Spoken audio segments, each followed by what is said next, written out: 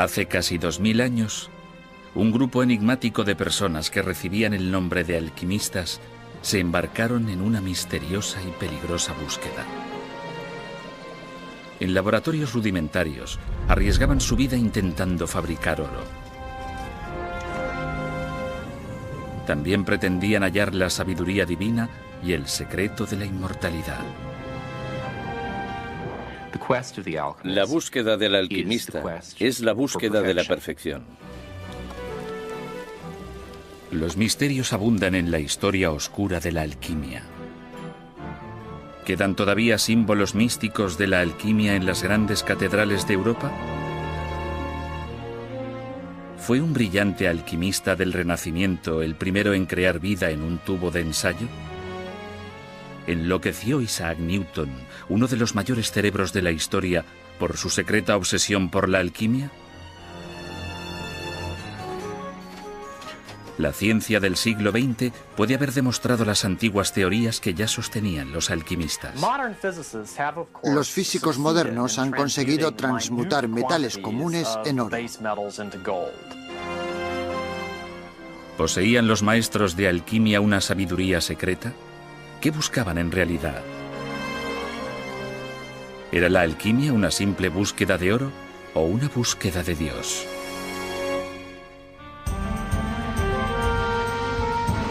Alquimia, magia o ciencia. El sueño dorado.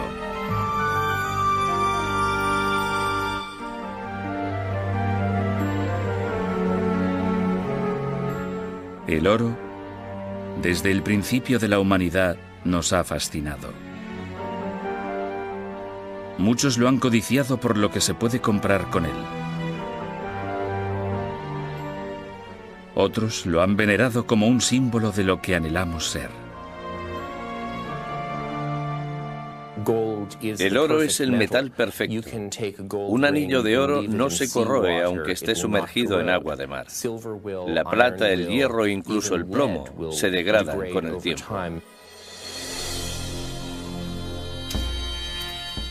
Los faraones de Egipto fueron los primeros en extraer oro hace unos 5000 años. Quizás no es de extrañar que, en esta tierra de dioses y oro, la búsqueda de riqueza y del saber divino estuvieran destinadas a ser una misma cosa en la empresa enigmática y oculta que pretendía transmutar metales menores en oro y conseguir la perfección del alma humana, el antiguo arte de la alquimia.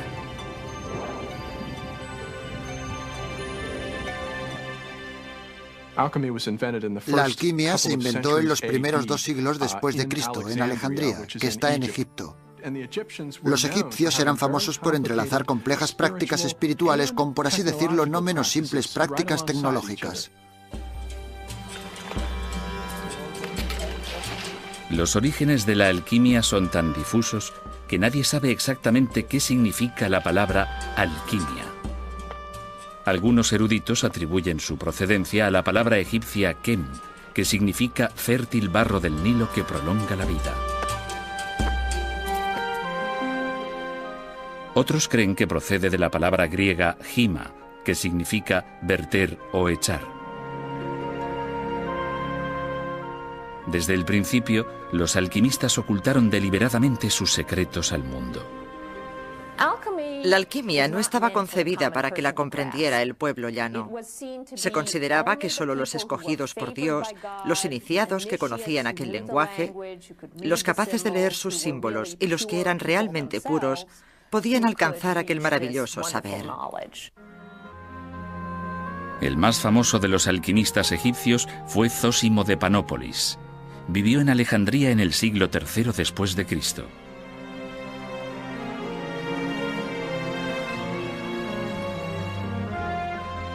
Fue el primero en describir el esquivo talismán todopoderoso que todo alquimista debía poseer para tener éxito en su empresa. Se trataba de un enigma mineralógico conocido como la piedra filosofal.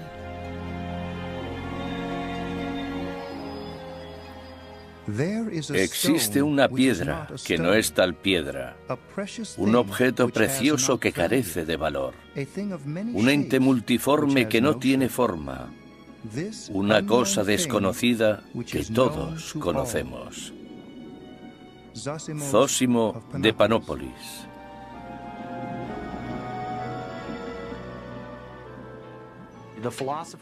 Por lo general, la piedra filosofal se representaba como una sustancia muy densa, cristalina, de color rojo o amarillo, y se creía que con una insignificante porción de dicha sustancia se podía transmutar una gran cantidad de mercurio o plomo en oro.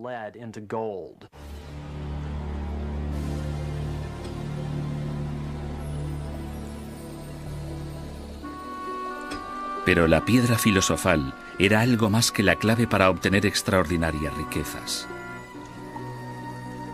Los alquimistas creían que quien poseyera la piedra tendría en sus manos el poder divino de conceder la vida eterna.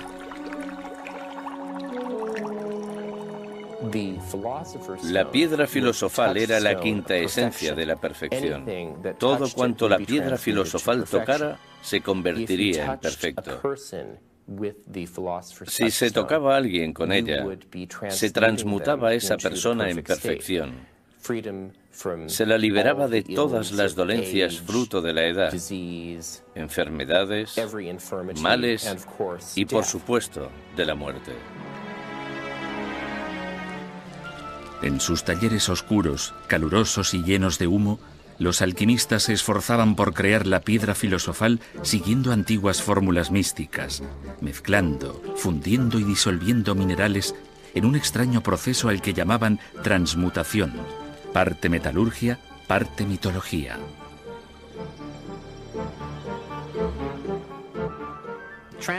La transmutación se basa en la teoría de que los metales están compuestos por azufre y mercurio. También se creía que los metales preciosos estaban formados principalmente por mercurio. Por ejemplo, se consideraba que el oro era mercurio casi en estado puro con un poco de azufre, lo que le confería su color amarillo. Así pues, solo tenía sentido intentar fabricar el agente transmutativo, la piedra filosofal, a partir de mercurio. Pero los no iniciados no le veían mucha lógica al extravagante mundo de la alquimia. Los libros de alquimia escondían los secretos de la transmutación entre páginas indescifrables de imágenes violentas, eróticas y monstruosas.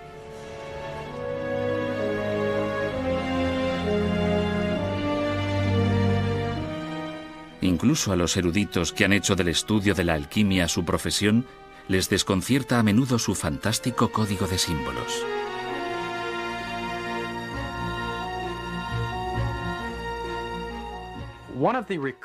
Una de las imágenes recurrentes más impactantes en alquimia es la imagen de un hombre y una mujer unidos en uno, un hermafrodita. Me gustaría saber exactamente qué tenían en mente los alquimistas al utilizar esta imagen tan extravagante y grotesca. Por una parte, parece simbolizar la unión entre lo volátil y lo estable, lo no volátil. Por otra parte, la unión entre el cuerpo y el alma. Y por otra, la unión entre el bien y el mal. Valdría la pena contar con un alquimista y presionarlo acerca del significado de este símbolo hermafrodita. Bajo las imágenes arcanas de la alquimia yace un propósito extremadamente ambicioso. Los alquimistas pretendían nada más y nada menos que desvelar el misterio último de la creación. La alquimia constituía la búsqueda del secreto de la vida. La gente creía que todos los metales, plantas y animales crecían, que todos compartían una misma propiedad, la vida. De modo que cuando un alquimista trabajaba en el laboratorio e intentaba imitar la naturaleza, intentaba imitar el crecimiento del oro en la tierra o la maduración del oro en la tierra, creía estar buscando el secreto de la vida. Los secretos de la alquimia perduraron a lo largo de siglos de caos, durante la caída del Imperio Romano y la decadencia de la civilización clásica.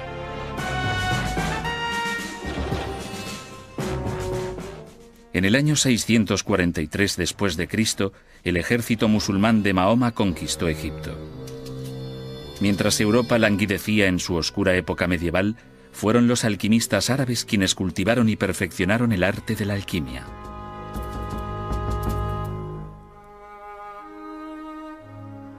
En el siglo XI, los grandes cerebros de Europa aprendían alquimia de sus iguales islámicos. A pesar de la oposición de la Iglesia católica, el arte secreto prosperaría en la Edad Media.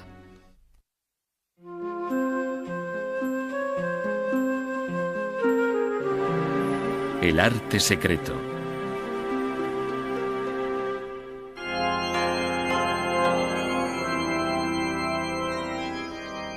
La Catedral Gótica, una oración grabada en piedra. Construidas en los siglos XII y XIII, estas imponentes y elegantes iglesias constituían el máximo esplendor de la cristiandad medieval. Había también en sus deslumbrantes fachadas símbolos místicos ancestrales, iconos alquímicos condenados por el Vaticano. Algunos creen que sí.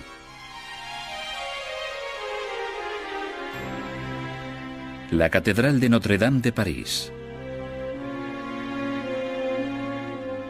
Cinceladas bajo las majestuosas esculturas de Cristo y de los santos, hallamos curiosas figuras paganas. Una mujer muestra un lagarto, al parecer rodeado por las llamas. Un soldado lucha bravamente contra enemigos invisibles. Una figura desconocida examina un frasco misterioso. Al igual que los símbolos cristianos, carecen de sentido, pero aparecen con frecuencia en la alquimia. No cabe duda de que hay símbolos alquímicos en Notre-Dame y en la mayoría de las catedrales. Si observamos los nichos de Notre-Dame o de las demás catedrales, encontraremos figuras con escudos que contienen imágenes. En una de ellas vemos a una mujer con un escudo en el que se observa una salamandra rodeada por el fuego. Las salamandras son animales acuáticos que segregan un líquido lechoso que las protege de las llamas durante un breve espacio de tiempo. Es posible que resistan lo suficiente como para salir ilesas de entre las llamas, de modo que en la época medieval surgió la creencia de que la salamandra era una criatura del fuego y por tanto inmune a él.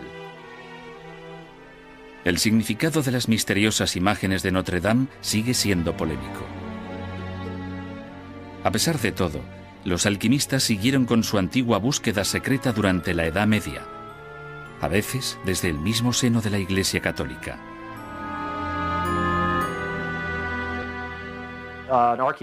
En una excavación arqueológica realizada en el Jardín del Louvre de París, se han encontrado instrumentos alquímicos en una letrina construida en el emplazamiento de un antiguo monasterio. Y los químicos han llegado a la conclusión de que, en efecto, se trataba de sustancias químicas con las que trabajaban los monjes.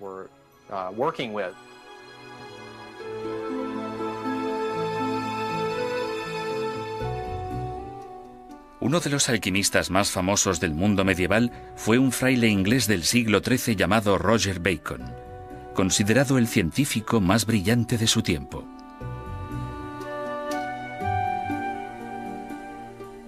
A pesar de experimentar durante años, Bacon nunca logró fabricar oro, pero inventó algo que causaría un gran efecto en la historia: la pólvora.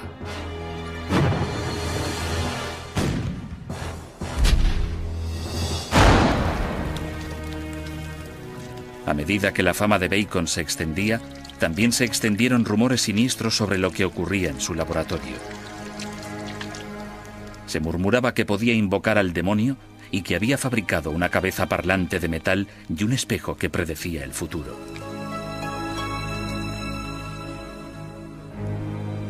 Aquellos rumores eran más de lo que los superiores eclesiásticos de Bacon podían tolerar.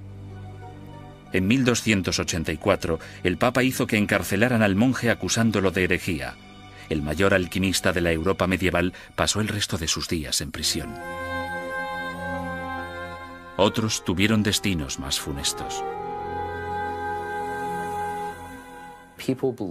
La gente asociaba el azufre con el demonio.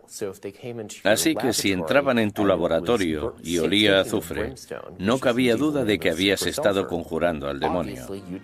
Por este motivo, muchos alquimistas medievales murieron en la hoguera acusados de brujería.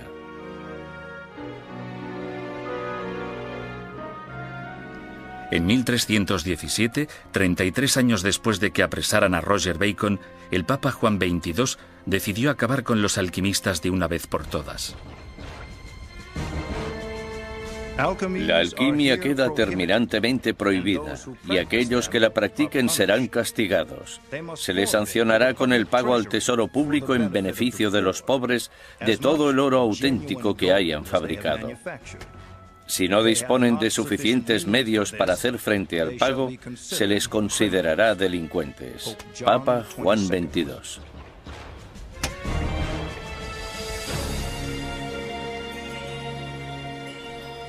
A pesar de la prohibición papal, muchos alquimistas perseveraron a sabiendas de que su vida corría un grave peligro, tanto por aquellos que les perseguían físicamente como por las sustancias que manipulaban a diario. Hay que recordar que la mayoría de alquimistas experimentaban con mercurio y azufre. Entre los compuestos químicos que pueden elaborarse con estos elementos se incluyen el fulminato de mercurio, que es el principal componente químico de los detonadores, y todos los distintos compuestos de azufre que se usaba para la pólvora. Si el hacer fulminato de mercurio se vertía en el momento equivocado, se podía hacer volar el horno a uno mismo y el laboratorio entero, hecho que sucedía muy a menudo en la Edad Media. Algunos quedaban mutilados y muchos otros simplemente desaparecían para siempre.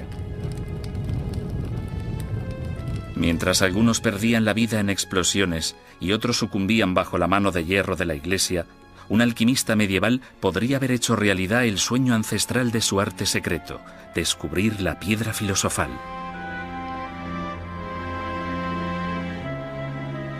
A mediados del siglo XIV, un humilde escribano, Nicolas Flamel, que vivía en París, se ganaba la vida modestamente copiando manuscritos.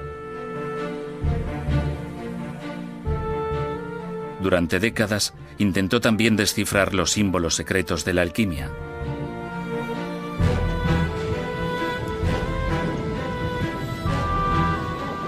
Flamel afirmó que el 17 de enero de 1382 había logrado finalmente convertir mercurio en oro puro.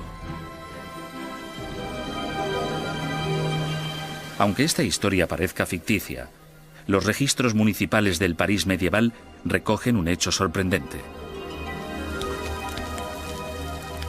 Antes de morir a principios del siglo XV, Nicolas Flamel y su esposa habían financiado 14 hospitales, 3 capillas y 7 iglesias. ¿Cómo pudo permitirse un modesto escribano dar tal fortuna para fines benéficos? Hoy en día todavía se especula sobre ello.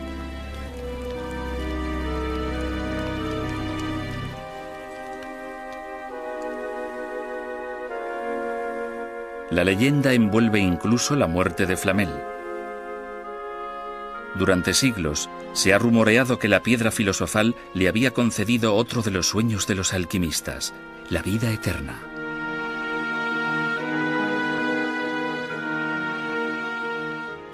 Él y su esposa desaparecieron.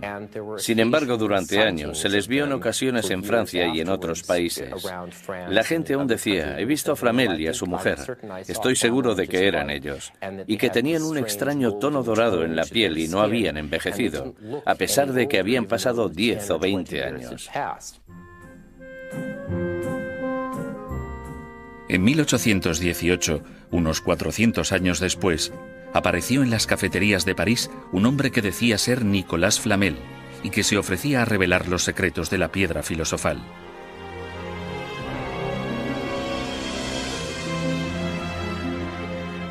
La leyenda de Nicolas Flamel quizás solo fuese una fantasía para mantener viva la esperanza y alentar a aquellos que trabajaban en vano por descubrir la tan ansiada piedra filosofal.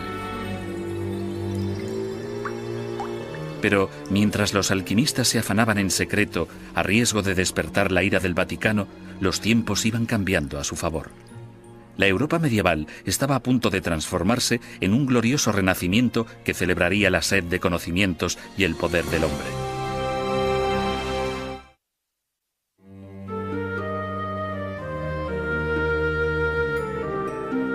Científicos y curanderos.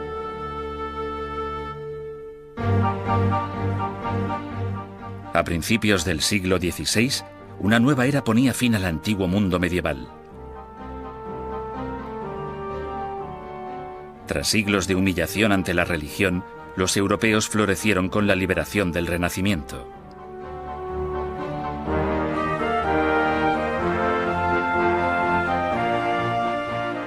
El hombre dejó de limitarse a ser parte de la creación divina. Ahora, el hombre era el centro del universo y podía utilizar el poder de su mente con total libertad para explorar y conquistar la naturaleza. Había llegado el momento de que la alquimia saliera de entre las sombras de la Edad Media a la luz deslumbrante de una nueva era. El Renacimiento fue realmente la edad dorada de la alquimia, puesto que se practicó muchísimo en aquella época. Los príncipes de toda Europa contaban con alquimistas en sus cortes. La corte invertía mucho dinero en teatro y espectáculos de todo tipo, y la alquimia formaba parte de dichos espectáculos.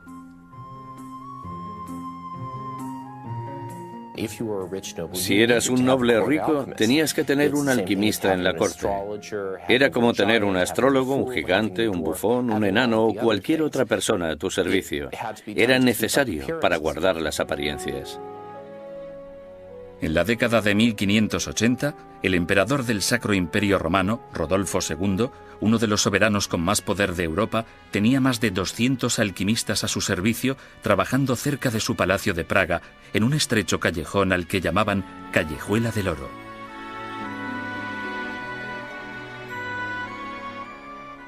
Para los alquimistas, los mecenas aristócratas supusieron el fin de sus problemas financieros y el principio de nuevas preocupaciones. El alquimista se encontraba en un gran aprieto porque tenía que dar a conocer sus habilidades, pero a la vez no podía desvelar ningún secreto. Tenía que demostrar que era bueno en su trabajo transmutando plata, plomo o cualquier otro metal en oro. Y si no lo producía con suficiente rapidez, podía estar en apuros.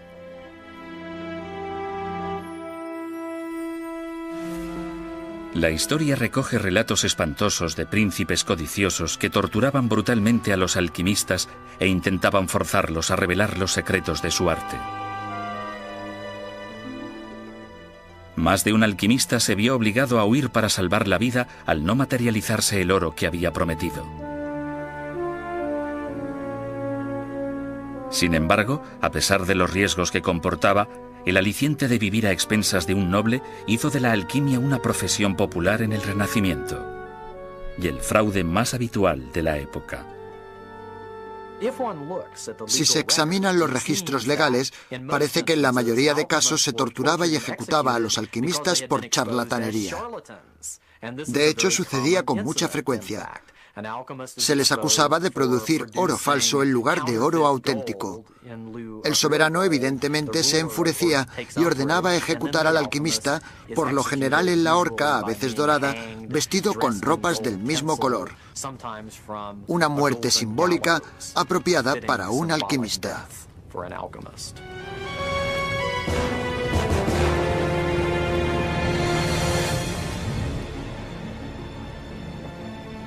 No obstante, existen informes acerca de transmutaciones reales.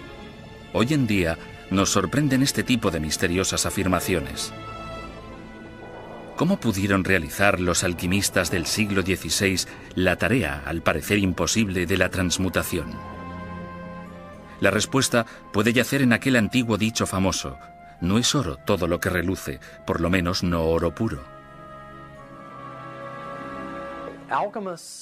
Los alquimistas sostenían que el oro era un metal pesado, de color amarillo y maleable. Podía convertirse en láminas.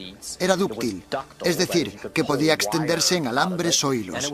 Y era muy difícil o incluso imposible que se corroyera. Por tanto, cualquier metal que cumpliera estas condiciones sería oro por definición. Y parece ser que en determinados casos fueron capaces de producir aleaciones que las cumplían.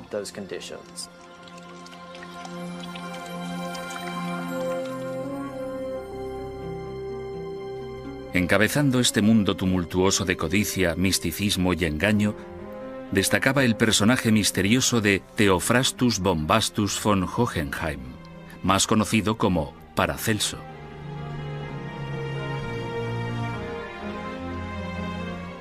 Fue uno de los hombres más problemáticos de la historia. De su segundo nombre, Bombastus, surgió en español el adjetivo bombástico, que hace referencia a aquellos que son excesivamente pretenciosos y grandilocuentes. Pero a pesar de su presuntuosidad, Paracelso tenía mucho de qué presumir, puesto que fue él quien dio a la alquimia una nueva y noble utilidad. Mientras los demás alquimistas de su tiempo se esforzaban en conseguir oro para los príncipes, Paracelso utilizaba el arte secreto para remediar el sufrimiento humano. Paracelso es uno de los personajes más extravagantes de la historia de la medicina.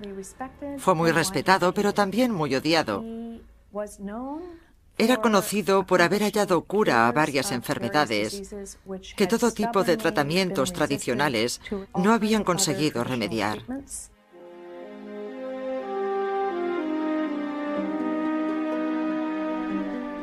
En contra de la superstición medieval, según la cual los mineros morían porque al excavar ofendían a los iracundos espíritus de la montaña, Paracelso demostró que morían de enfermedades pulmonares debido al polvo mineral que inhalaban. Y cuando Europa fue devastada por una nueva y terrible enfermedad llamada sífilis, que habían transmitido los exploradores de las Américas, se atrevió a buscar una cura en una de las sustancias que la alquimia consideraba más peligrosas. Paracelso abogaba por el uso de mercurio para tratar la sífilis. Y aunque sabemos que el mercurio, en estado puro, es bastante tóxico para el cuerpo humano, tratado químicamente, puede transformarse de forma que no sea letal para el hombre.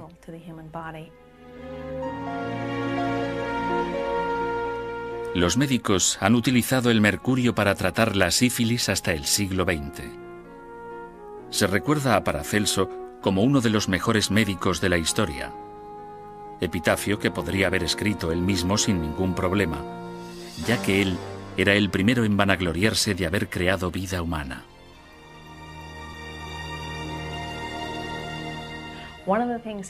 Una de las cosas que afirmaba ser capaz de hacer en su laboratorio era producir artificialmente en su tubo de ensayo de cristal y con ayuda de sus instrumentos químicos un ser humano en miniatura, al que llamaba homúnculo.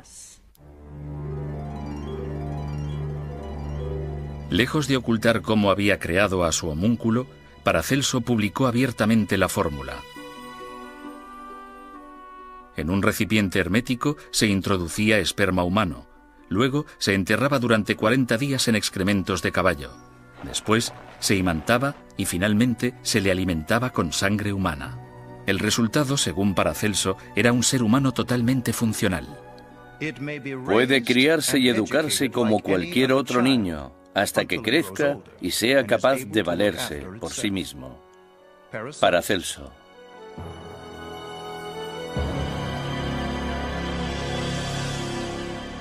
La noticia del homúnculo sacudió a toda Europa. Los enemigos de Paracelso, enfurecidos, le acusaron de creerse Dios.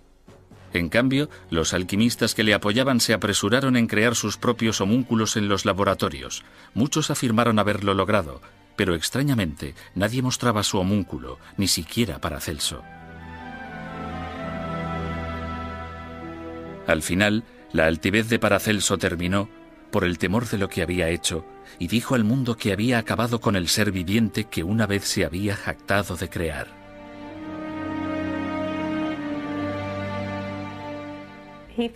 Pensaba que era moralmente ofensivo dar vida a una criatura que carecía de alma. ¿Por qué no tenía alma aquella criatura? Solo Dios podía conceder alma al ser humano.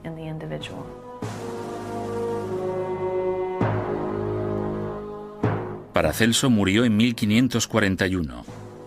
Paradójicamente, su capacidad de innovación pudo ser el detonante de la posterior desaparición de la alquimia.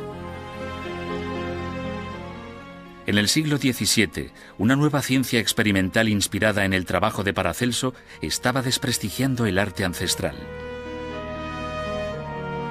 No obstante, aunque Europa se adentraba en la época de la Ilustración, los oscuros secretos de la alquimia no perdieron su atractivo.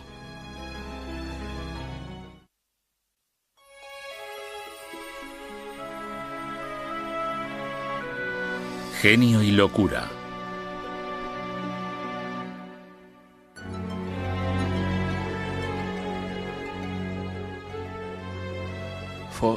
Para cada acción existe una reacción igual y opuesta. Isaac Newton, 1666. Sir Isaac Newton, descubridor de las leyes de la gravedad y del movimiento, inventor del cálculo y del telescopio de reflexión, fue quizá el mayor científico de la historia, comparado únicamente con Albert Einstein.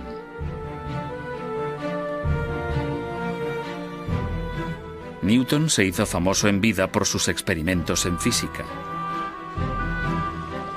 Pero pocos sabían que Isaac Newton llevaba a cabo otros experimentos en secreto que ocultó obsesivamente hasta el día de su muerte.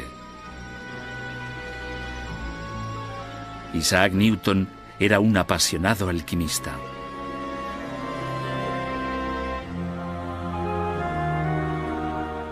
En 1936, 200 años después de la muerte de Newton, los estudiosos se sorprendieron al descubrir notas, escondidas hacía mucho tiempo, de los experimentos alquímicos del gran físico.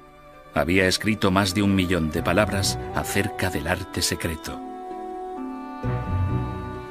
Su sobrino, Humphrey Newton, fue testigo de sus experimentos en el campo de la alquimia. Especialmente en primavera y en otoño solía pasarse 6 semanas en el laboratorio sin apenas apagar el fuego ni de día ni de noche. Nunca pude llegar a saber cuál podía ser el objetivo de sus experimentos. Pero su diligencia me hacía pensar que esperaba conseguir algo más allá del alcance del arte y de la industria del hombre. Humphrey Newton.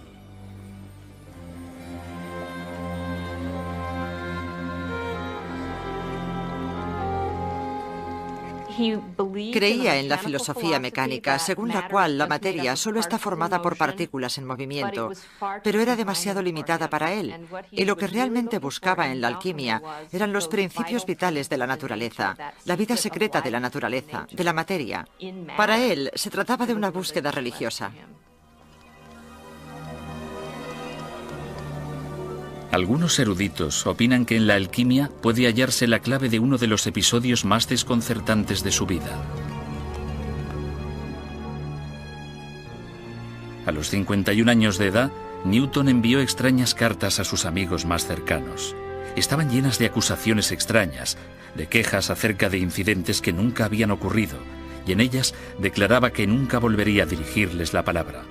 También se quejaba de insomnio y de misteriosas indisposiciones. Este extraño episodio desconcertó a generaciones enteras de eruditos, hasta que la obsesión de Newton por la alquimia salió a la luz.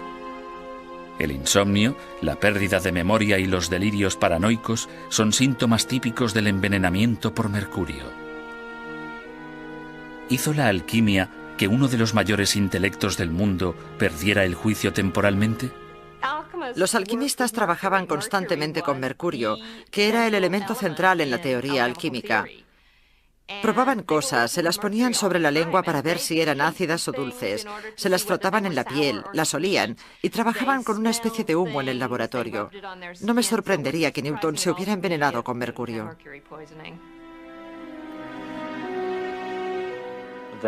Existen pruebas obtenidas a partir del análisis reciente del cabello de Newton que demuestran que la concentración de mercurio era muy superior a la normal.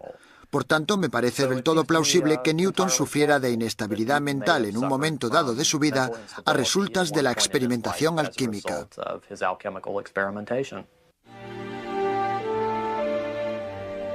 Isaac Newton se recuperó de su misteriosa crisis y vivió hasta la edad de 85 años. Murió en 1727.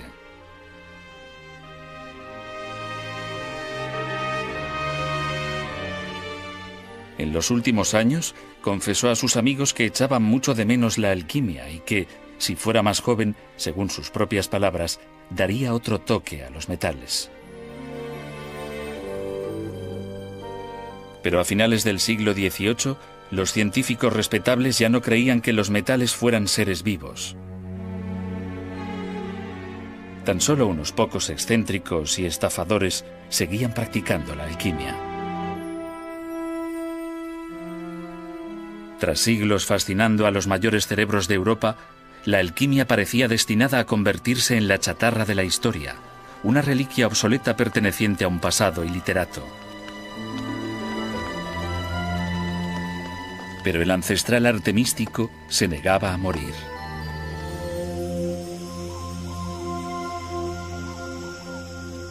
A principios del siglo XX, el antiguo arte de la alquimia parecía destinado al olvido.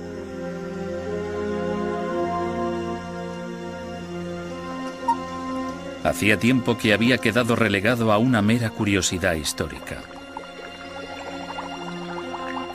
Pero entonces resurgió el interés por la alquimia de forma repentina en la década de los años 20, cuando uno de los cerebros más destacados de Europa hizo una declaración asombrosa. El psicólogo suizo Carl Gustav Jung, antiguo discípulo de Sigmund Freud, se había separado de su maestro para fundar su propia escuela de psicoterapia.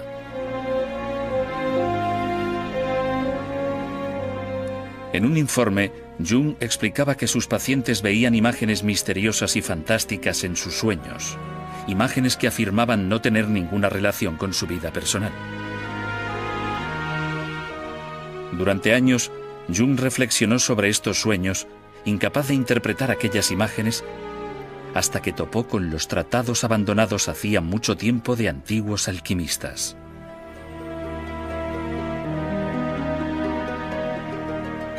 Examinando sus símbolos arcanos, Jung descubrió para su asombro que eran muy parecidos a las imágenes que aparecían en los sueños de sus pacientes. Estaba convencido de que las extrañas imágenes de la alquimia eran mensajes de curación física procedentes de las profundidades del inconsciente que se aparecían a las almas atormentadas de todos los tiempos.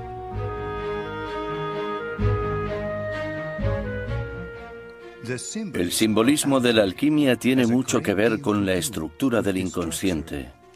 Los sueños de los hombres y mujeres de nuestros tiempos contienen a menudo imágenes y metáforas que se encuentran en los tratados medievales.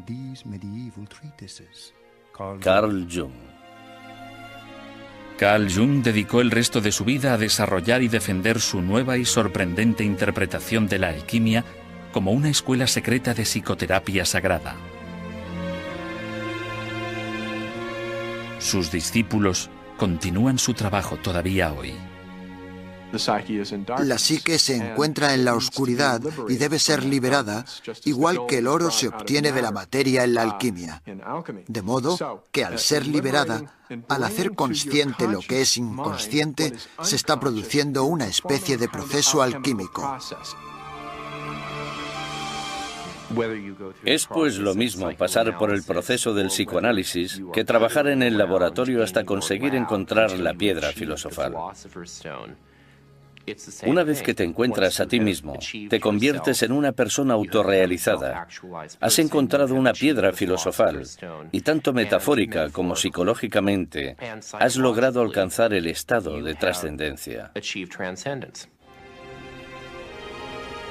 La interpretación psicológica de la alquimia de Jung sigue siendo controvertida.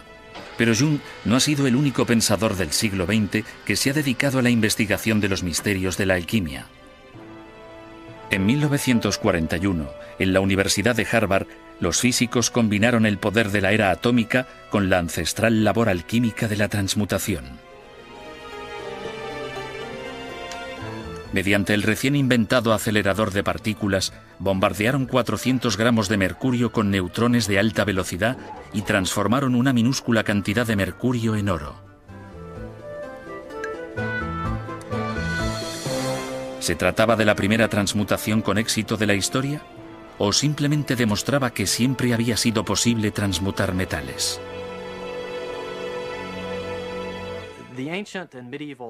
Los alquimistas no disponían de la energía que hay en un acelerador nuclear moderno o ciclotrón. Y de hecho, no es justificación suficiente para pensar que los alquimistas fuesen capaces realmente de transmutar metales solo porque los físicos modernos sí pueden. Pero, por otra parte, sí que ofrece una justificación actual de su teoría, de la creencia de que los elementos podían transmutarse.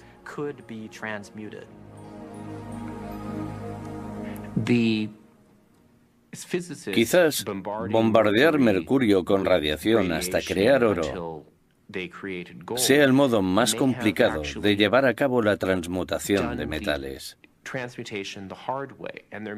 Quizás haya un método más sencillo de transmutación, encerrado en los manuscritos de los alquimistas y en los grabados de la catedral. El experimento realizado en Harvard, por el cual se obtuvo una minúscula transmutación de oro, no supone, a mi modo de ver, una justificación de la alquimia, aunque es un experimento interesante.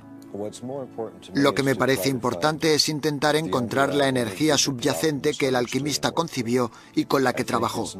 Creo que no es tan importante demostrar que es posible transmutar metales. Para mí, eso es un hecho.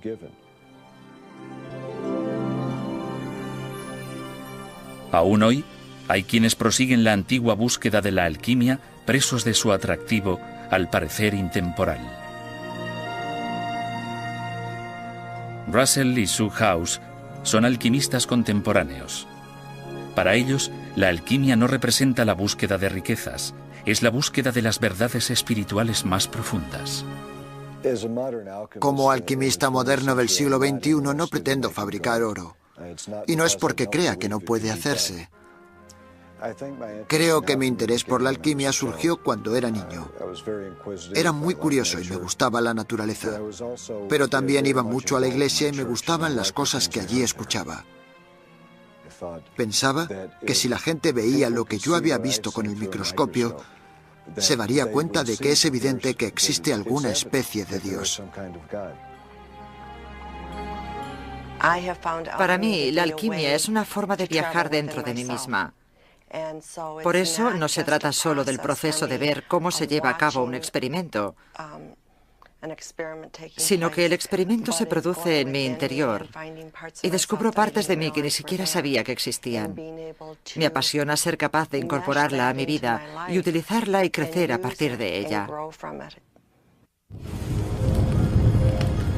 El misterio de la alquimia sigue intrigándonos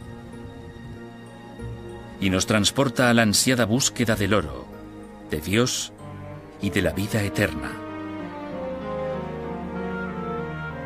Un sueño que todavía hoy es tan poderoso como lo fue a lo largo de los últimos 2000 años.